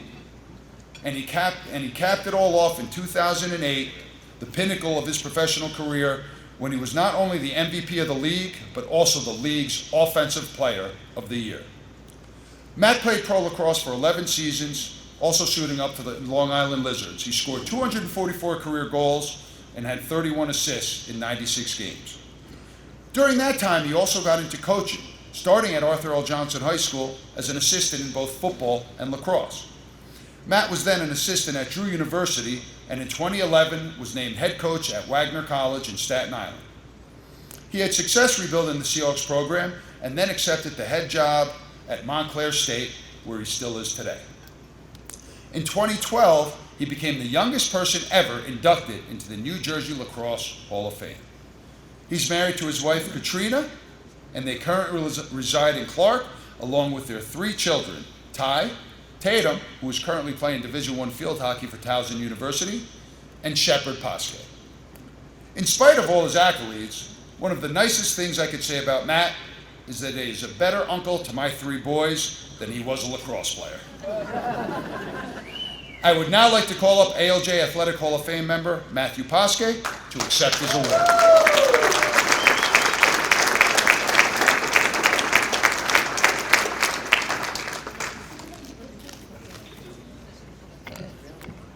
Thanks, Gus.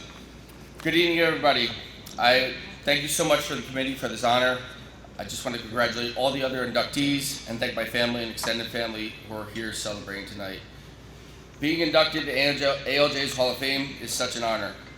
Clark has been my home my whole life.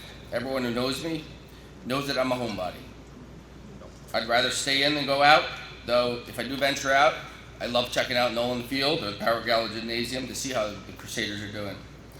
The comfort aspects of home are what refuel and energize me. I know that was the bread of the security in my home growing up. My parents, Beverly and Richard, raised my brother, sister, and me with unconditional love and support. Whatever we wanted to play or pursue, they always found a way to make it happen. My love of lacrosse started with my brother Timmy, and his friends began to play. I admired him and always wanted to keep up with him. My sister Noelle, the strong and steady, the perfect person to raise my nephews. 3 boys that are all currently learning the value of being student athletes. My brother-in-law Gus, yeah, he's okay too. My father was not only a great athlete, but all the years he spent as an official was credited for what my wife calls the ridiculous base of knowledge that I have about rules, teams, officials, mascots, fight songs, and etc. As a child, I loved to accompany my father to all his officiating jobs. Many clock operators around the state were always told to keep an eye on me in the stands while my dad officiated tons of bad games. It was one of my favorite things to do. My mother did what mothers should do. She supported me, she held me to high standards, and always told me to break a leg. She never wished me good luck for some reason. Still does to this day. After every game, no matter what, as a player or a coach, my mom always finds a positive in what happened. My parents came to all my games. When I say all my games, every single game. A home game for me in Virginia was a 10-hour round-trip car ride for them, and they were there. Both of my parents modeled me as good sportsmanship. Of course, they attended my games to support me, but also really rooted for my teammates and reminded me frequently that playing and competing should be fun. For those reasons, I always loved to play, and now I love to coach. Speaking of coaches, I would like to thank many of who coached me along the way. My very first lacrosse coach was Steve Shofey. I bet not many of you knew that.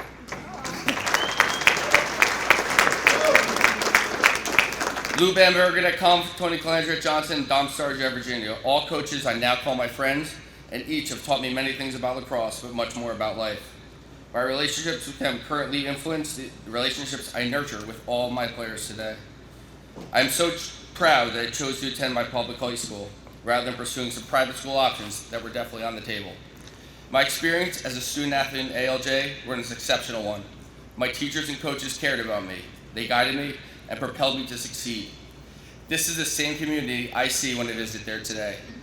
A school that values tradition, strives for excellence, but one whose hallmark is a commitment to teaching young men and women to do the right thing. I have accomplished much in the world of lacrosse, but I'm most proud of the relationships I forged, the lessons I learned, the occasional heartbreak endured. Lacrosse taught me how to fight through the difficult and heartbreak, to preserve, to appreciate, and to relish in the good times. the times that are good.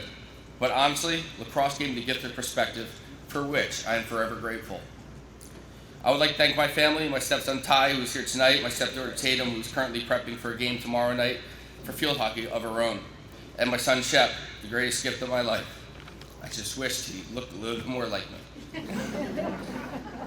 And to my beautiful wife Katrina, who I guarantee will be up here one day receiving this same honor for her years as a Johnson field hockey coach. Our house is constant competition, and I hate to say this, but I beat you. Thank you again for this tremendous honor.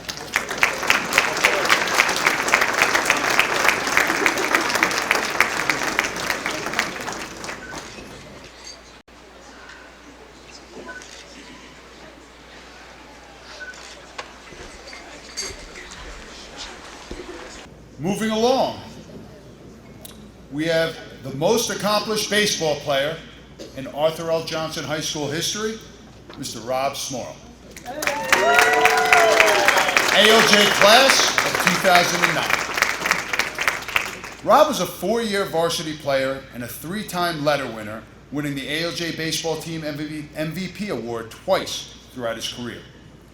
His high school accolades were many, including 3-time All-Mountain Valley Conference selection, 3-time first team All-Union County selection, 2-time Group 2 selection, earning first team honors as a senior, and an all-state selection his senior year. One of only 3 players in school history to achieve this honor in the sport of baseball. Rob played Big East Collegiate Baseball at Division I Rutgers University, graduating as one of the most accomplished left-handed pitchers in the history of the school. He finished in the top 10 in multiple pitching categories, including the following: first in consecutive weekend starts with 42, second in career innings pitched, third in single season and career wins, third in single season and career starts, and fourth in career strikeouts. Rob amazingly defeated every Big East team throughout his career. His collegiate accolades included All Big East Conference selections in 2012, 2-time All Big East academic selection, and a 3-time NJ Division I All-Star selection. Rob signed with the Boston Red Sox in 2013, playing 2 years in the organization. He's the only ALJ player to have played professional baseball. Rob was the Union County Baseball Association's 2013 College Male Athlete of the Year and was selected by NJ.com to ALJ's Mount Rushmore in 2021. I would now like to call up ALJ Hall of Fame member Rob Smorl to accept his award.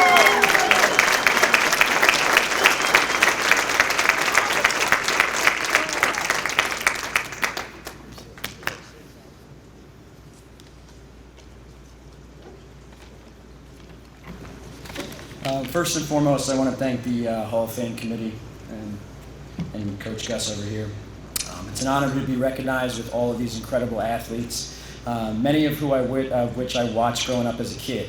I remember turning on the TV when I was younger, 1998, watching Todd Berger in the AFC Championship game with the Jets. I remember watching Frank Spaziani coaching at BC. I remember watching Matt Pasquet on ESPN as he played in the national championship. I went to countless number of Kevin Boyle basketball games at St. Pat's and then even at Montverde when he was coaching Kyrie Irving, Kid Gilchrist, and all these guys, and the list goes on and on. So to be mentioned with all these really great players is in the same sentence as them is really truly an honor.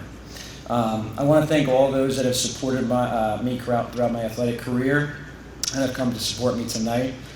First and foremost, my wife, who has only known me as an out-of-shape non-athlete. She wasn't here when I was playing. She's also a phenomenal mother to our 1-year-old daughter, who unfortunately had a prior obligation tonight, couldn't make it. I want to thank my mom and dad for all the sacrifices that they made for not only me as an athlete, but in life. Between throwing me batting practice every single day, of course I became a pitcher, driving all over the place, washing my uniform, packing lunches between double headers. I truly would not have accomplished, I would accomplish very little without them too. I also want to shout out those that came to support me tonight at these two tables. My sister Michelle is here, who still brags that she's a better athlete than I was. I think she had 5 letters in varsity sports here at Johnson. Her husband Nick, who is my brother-in-law, was actually my college teammate. So I always say you could thank me for the life they have and their 2 kids. My grandmother, my Aunt Karen, my Aunt Marianne, my Uncle Joe, they all have come to countless number of games since I was in Little League all the way up to when I was playing professional baseball. My in-laws are here, Felicia and Mark. Mark's actually the head coach at Shore Regional football team. My brother-in-law, Mark, who's over here, and Michelle's grandfather, Marcel. Especially want to thank my high school head coach, who's sitting over in the corner over there, Coach Kennedy. He was extremely impactful in helping me become the player that I became, and who's still the head coach over at Johnson now. It also means a lot to have 2 of my high school teammates here, both from the class of 2009 and current coaches at Johnson, Chris Danucci and Greg Baker. And others that have come to support me tonight, Coach Firestone, Sean Donahue, Mr. and Mrs. Ortega, and Brian Valerio. Also, both of my bosses are here over in the corner with the Boyle family, Mr. Lewis and Ms. Mannix, so it's good to see them as well. Once again, thank you for this incredible honor, and go Crusaders.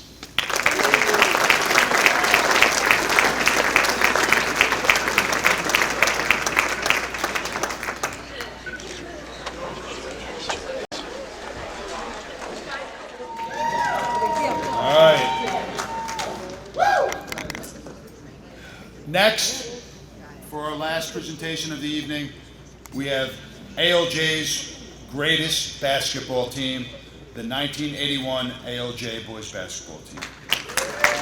Would all members of the 1981 Crusader team please come on up to the stage? You guys come up right now. Just stand right over here, gentlemen.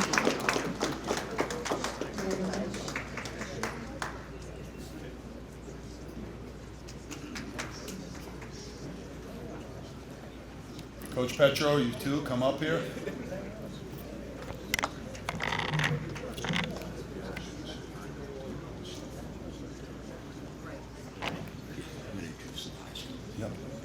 In 1954, a small-town high school basketball team becomes an unlikely contender and goes on an improbable run to the high school championship.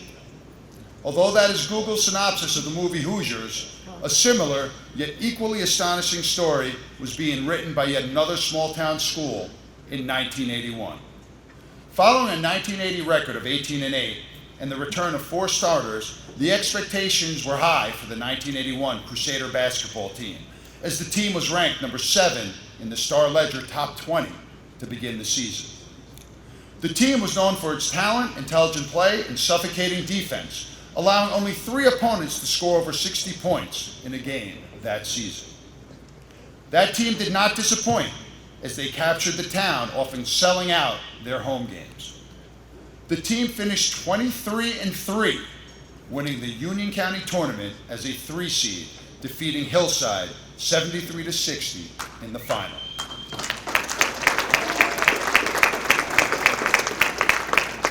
Clark dominated the bleachers at the Dunn Center as people closed stores early to get to the game.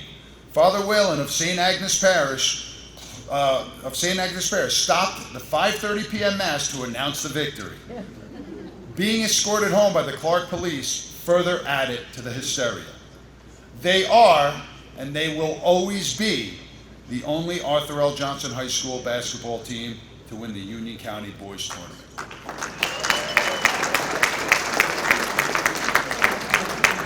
The team was selected by NJ.com to ALJ's Mount Rushmore in 2021. I have called up, and I will now call head coach of that 1981 Crusader basketball team, Coach Steve Petrozelli, to accept this award and to hand out the plaques to the team.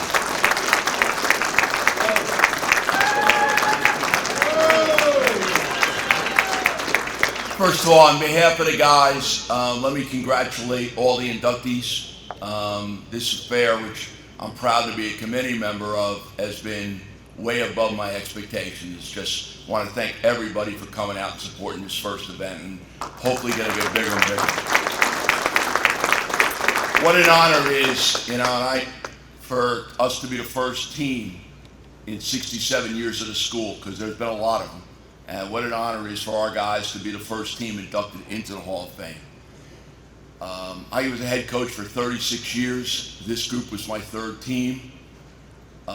We lost in the state, we were upset by Linden in a state tournament. And after a couple of issues at the end of the game, I remember everybody had gone, and I sat there and went, this probably is never going to happen to me again. And it never did. Except I did go somewhere in the middle of it, I became an assistant coach. I forget. Anybody know where? You?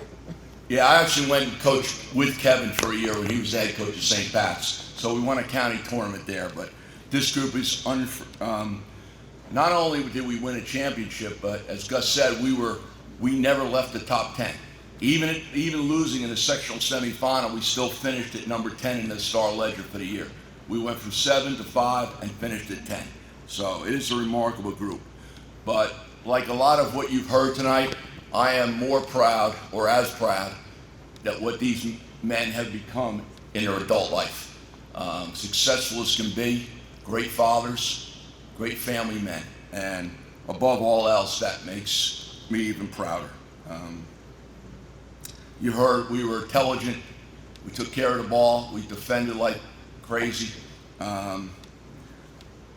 But more than that, lastly, before I introduce the guys and then let Henry have the floor, there weren't a lot of setbacks, there weren't a lot of bad times, but the ones there were, we learned from.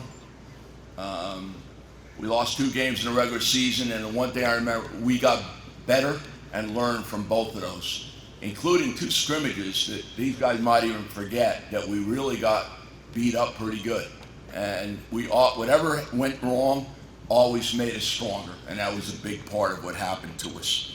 I gotta say on a personal note, I grew up as when I was in 4th and 5th grade, I watched Bill Wilson, who's in the back, along with Frank Spaziani play.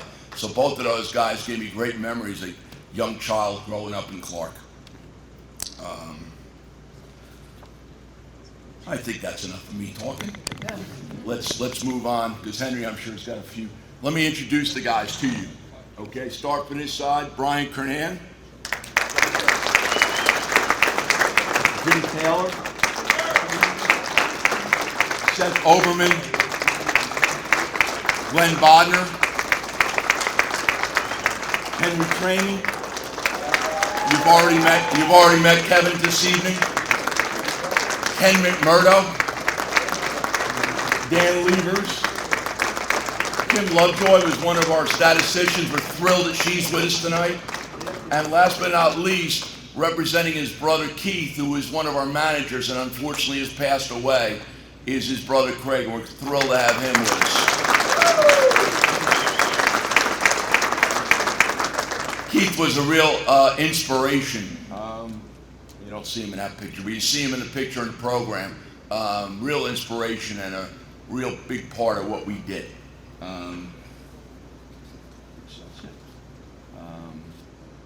So let me bring Henry up to tell you a little bit about his thoughts about this team. This could get interesting. Thanks, Coach. Good evening, everybody. Before I forget, I want to thank my family, my wife and my kids that are here, my extended family, brother and sister-in-laws, grandson, stepkids, but specifically my father, who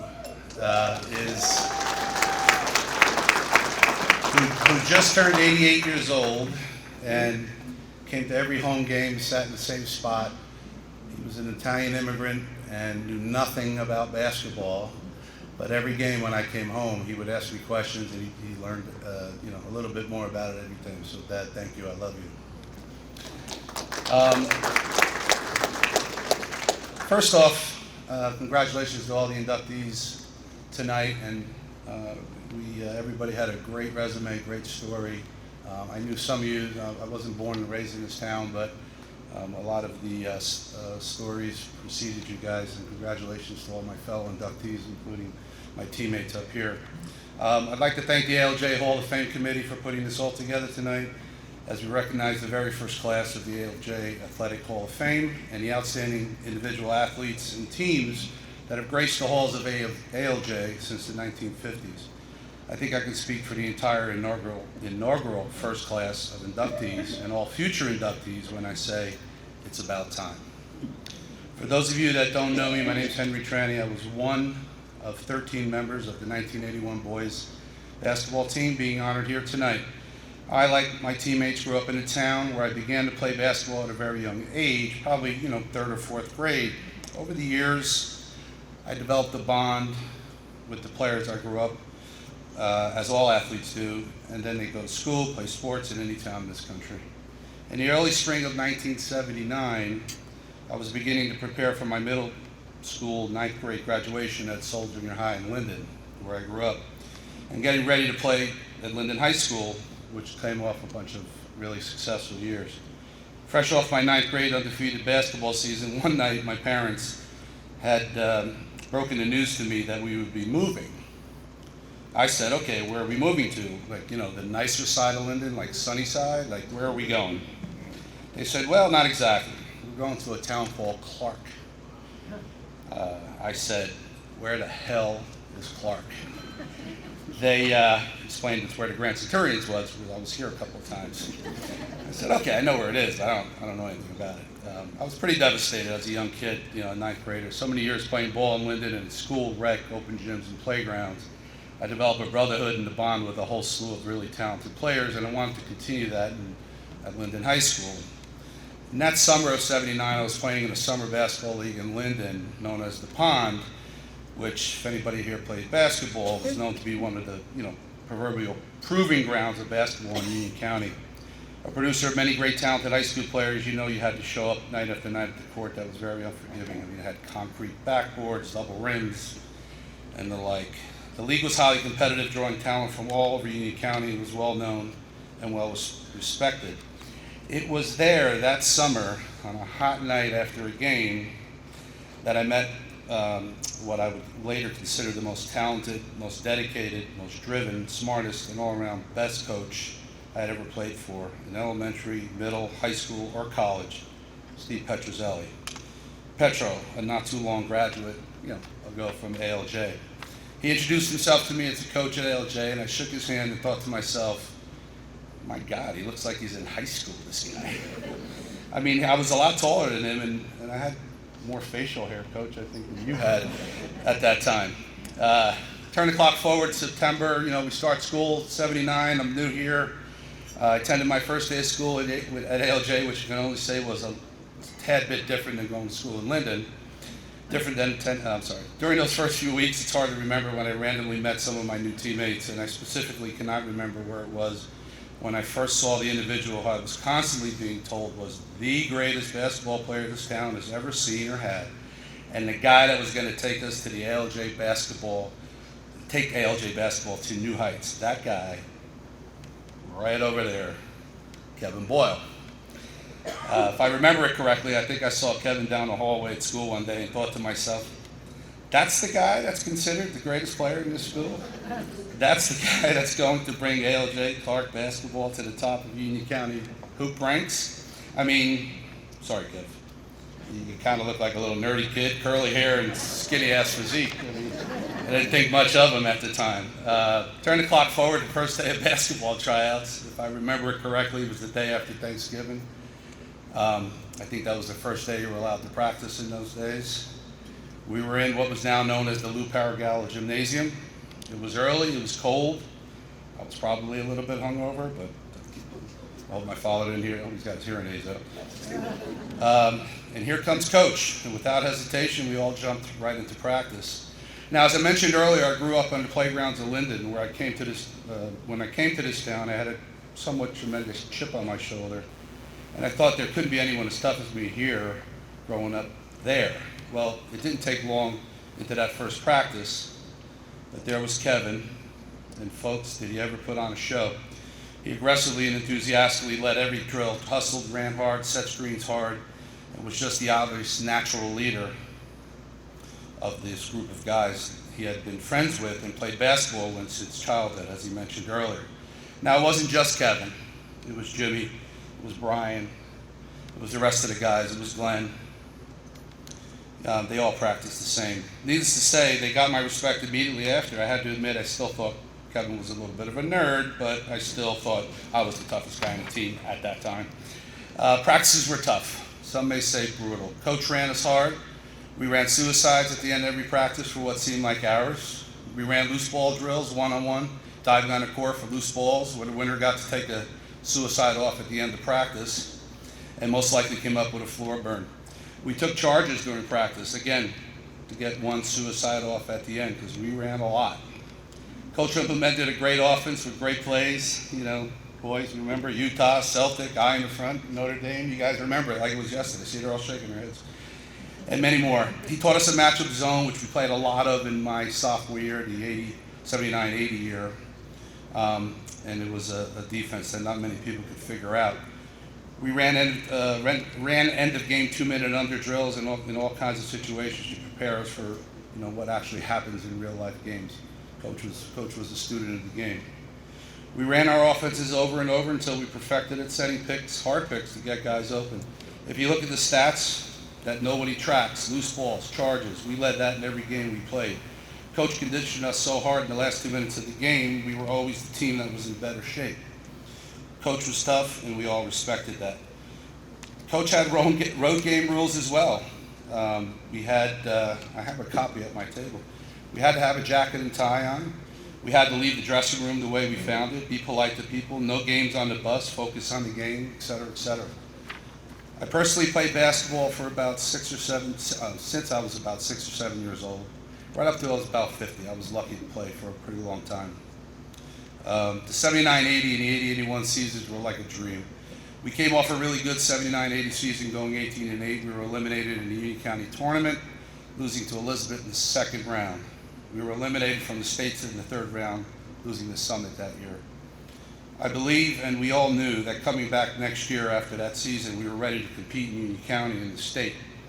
We went 23-3, as you heard, and won the 80-81 prestigious Union County Basketball Championship, a feat that had never been done in this town before and most likely will never ever be repeated. What a year it was. Over the years, people have asked me why I thought we were good. I've told this story a million times to many, many different people. In my opinion, besides the obvious, we had a phenomenal coach. One of the other reasons were we were good, and we were great that season. The biggest thing, what happened? Oh, okay. Hey, hold on. Hey, Mom. I'm right in the middle of something. I'll be home in 15 minutes. One of the other reasons we were good that year is that everybody played a role. Let's talk about roles. Kevin Boyle, KB, the doctor, his nickname, was our first option for scoring. We knew Kevin could score. I mean, left open, he would just not miss. And oh yeah, you want to foul him? That's fine. He shot almost 90% from the free throw line. Be our guest. Brian Kernan, BK, the best point guard I ever played with, ran our offense to the tee, called out our defenses and offenses from coach every trip up and down the floor. My man Glenn Bods, center. Big time old school post-up guy, second or third option as a scorer with his height. He could pass out of the block, score, steal, jump balls, and yes, could crush you with a pick, and then pick you up, smile, and ask if you're okay. Jimmy Taylor, JT, forward, second, third, fourth, fifth option. Great inside-out game and could step out beyond 20 feet and nail jumpers all night long. If they had a three-point play line back in those days, Jimmy probably would have had a record-setting season scoring-wise. Danny Liebers, haven't seen Danny in 40 years. It was like yesterday. The horse, power forward. Early season transfer from Berkeley Heights, who was our big rival, where he was a starter, came off the bench as our sixth man and gave us the ability to rotate our starting five and get good breathers. Danny could score as well. Me, my job was easy. Those guys had all the hard work. I was to cover the best player on the other team, whoever he was, guard, forward, center, whatever, it didn't matter. Coach told me if you can neutralize their best player and the guys that I just mentioned played their game well, you would just win games, and he was right. Let me take a minute and acknowledge the unsung heroes of our squad that year. The rest of the team, quote, bench guys. Kenny McMurdo's here tonight. Seth Oberman's here tonight. The other members were Alex Ferkser, Mike DiBiagio, Rich Jordan, Blair Ligas. Without those guys, also our assistant coaches that year, Rich Need and Bob Kowalski. If not for these guys competing in practice every day, running the other team's offense and defense through coaches' scouting reports, challenging us every practice, we would never have been as good as we were. They never got any credit for that, but tonight I want to recognize them all. And for those of them that are here, I thank you very much.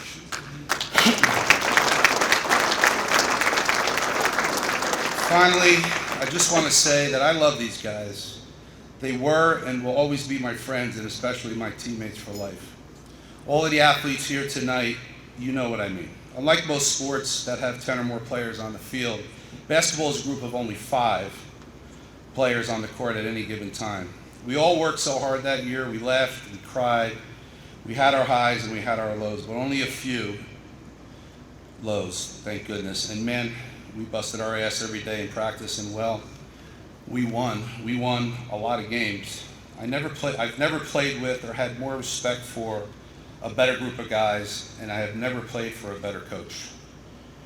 Let me end with a couple of quotes. One from, well, you know, I'm a huge UNC fan, Dean Smith. He said, "Basketball is a beautiful game when the 5 players on the court play with one heartbeat." And there's another quote that I'm not sure who said it, and I think this is pretty appropriate from our team. "There's no better feeling than stepping out onto the court and stunning them all by doing what none of them thought we could do." Thank you to my teammates and coach for allowing me to speak tonight. Thanks to all the athletes that won awards previous to me. Thank you. Have a good night.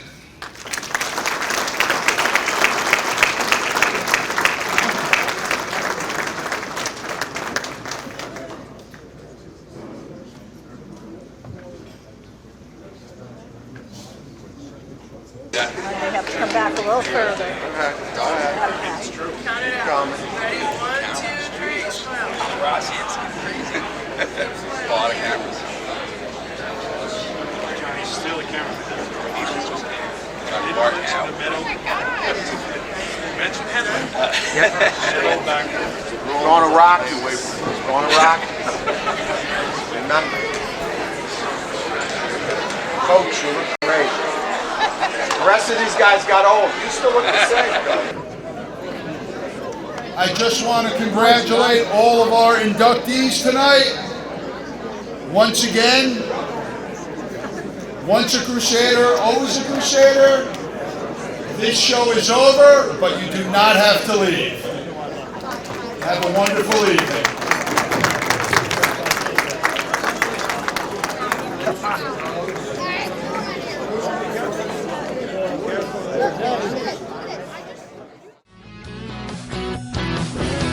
I only ever wanted to be a Crusader, playing for my hometown. I'm a Crusader now.